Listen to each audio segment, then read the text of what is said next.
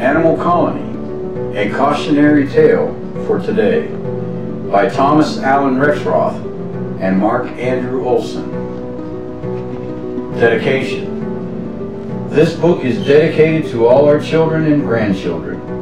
May they have the same or better opportunities to have a happy and prosperous life than we did. May we pass on to them a country worthy of sacrifice. Prologue. Would the animals choose to return to slavery, only this time a slavery of their own making? Or would they choose to return to the uncertainty of freedom? Chapter 7. The next morning dawned with the sound of growling. Remembering that the dogs now carried out the vital function of protecting the colony from outside enemies, nearly every head of household came storming from his front door, ready for a mortal threat.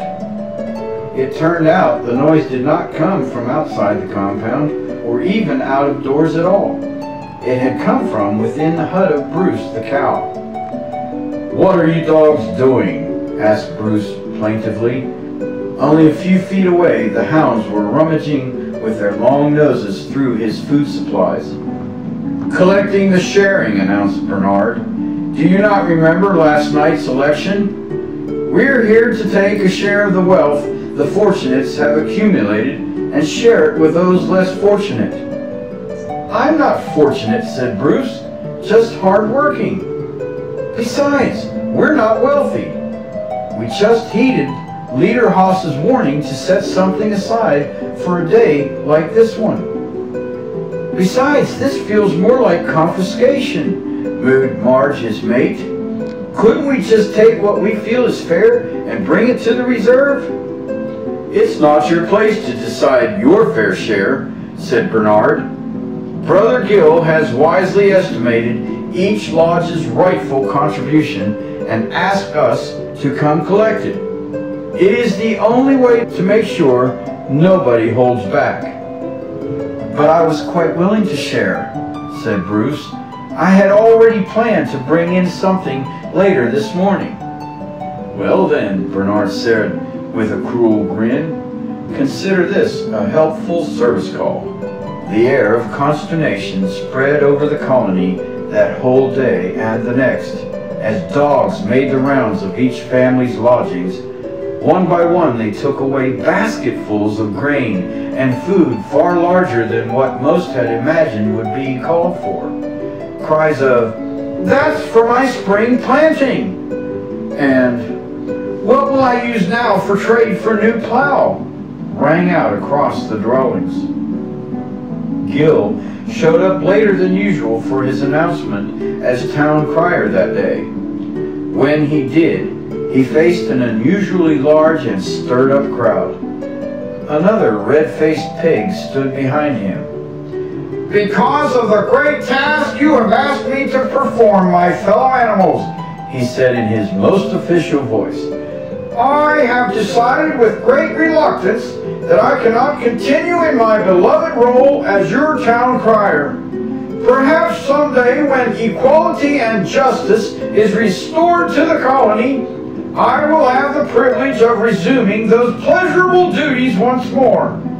However, for now, the hard labor of gathering and administering the sharing of our colony's common goods is almost more than I can handle. Therefore, I have appointed my brother Norm to serve in my place. Norm is also gifted in public speaking and reporting. However, I will remain in close contact with him so that you may know that when Norm speaks, his words have Gill the Pig's seal of approval." With that, Gill stepped and shuffled off towards the great pit where the sharing was being weighed out and stored. A few weeks later, with the temperature warming and the signs of spring appearing everywhere, the animals awoke to the sounds of rain pattering on their bark rooftops. Haas awoke first, then eagerly woke up his two sons, Jackson and Jevin. "Dad, can't you sleep in for once?" grumbled Jackson, his oldest and most spirited. "After all, They've chosen another leader. If you work hard, they'll just say more nasty things about you. Being leader was never the prize, Haas countered. What mattered to me was a chance to steer the colony in the right direction. But what about being accused of not caring? Asked Jevon. Of being unfair? I have to admit, that does stick in my jaw. But let us not sit here neighing about it. Those raindrops mean the soil will have moisture, at least for a little while. And we have food to replace, said their father. Let's go back to work. But they'll just come and take it again, whined Jevon. What's the use? No, that was just an emergency measure, Haas replied.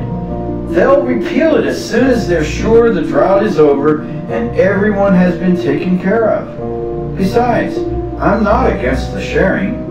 If that's the best way to temporarily help our fellow animals, then I accept it. So let's go. Bedraggled, the horses lumbered to their feet and left the warmth of their home. Outside, however, they found a surprise. It seems many other colonists had been struck with the same idea. For 2 cow families and Gander's entire clan were walking on their way to their fields. Off to work, bellowed one bull. The cupboards are bare again. At least there's rain in the air, Gander said with a nod. It's a good day to start the work of stocking back up. On the way past the compound center, Norm was giving the morning report. According to Gil, our great leader, he bellowed, the task of administering the great sharing has proven far more laborious and challenging than anyone had dreamed. As a result of a careful management study, Gil has determined that it will be necessary to employ approximately 14 colonists in the tasks of interviewing stricken families and accurately assessing their needs. Others will transport the aid to the needy homes, while others will make sure no well-off animals are hiding or understating the amount of their reserves. Luckily, the Greater Pig family has exactly 14 able-bodied beasts seeking employment. For this work, they will be paid from our supplemental gathering, surplus shares of food collected in addition to those for hungry families. Supplemental gathering? Grumbled Bruce the cow. That's the first I've heard that term. That's the first anyone's heard of it, interjected Norm. That's why I'm called Town Crier, to give you the very first news before you hear it anywhere else. I told you they'd take more, muttered Jevon to his father.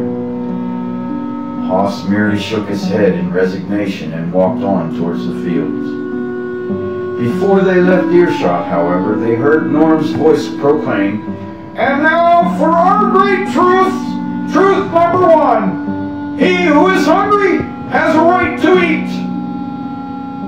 Haas's ears perked up, and Jackson turned to his father with a questioning look. Dad, that didn't sound like any animal who refuses to work should not eat. It sounded different to me too, Haas admitted. The wind must be playing tricks with our ears. The day's rain was, thankfully, no isolated occurrence. It rained off and on for 3 straight days, then every week for a month. The drought was officially over, nearly as quickly as the colony had found its solution. The rest of the summer was damp and hot as in a normal year. Those who, like Haas, had chosen to heed the first raindrops saw their corn shoots emerge strong and healthy. In contrast, some of their doom and gloom neighbors did not consider planting worth the trouble. Their crops were not mature enough to withstand the summer's heat. By late spring, the stalks in most of the fields had grown thick and hardy. The naysayers who had stood by wringing their hands shaking their heads and rolling their eyes at those trudging to the fields, were suddenly nowhere to be seen. Some merely stayed inside, not wishing to face those they had ridiculed. Others, weary of the high temperatures, sneaked off to distant watering holes for hours of cooler amusement. Another development took place which placed an even greater contrast between the industry and initiative of the harder working beasts and their less motivated brethren. One of the newly arrived beaver clan had come to Haas one night with an idea. While many of the colonists were seeking respite from the summer heat, Haas, Champ, his sons, and several dozen other enterprising colonists went to work. First, the beavers cleared out a large swath of forest and used the logs to create their largest, most ambitious dam upon a nearby creek.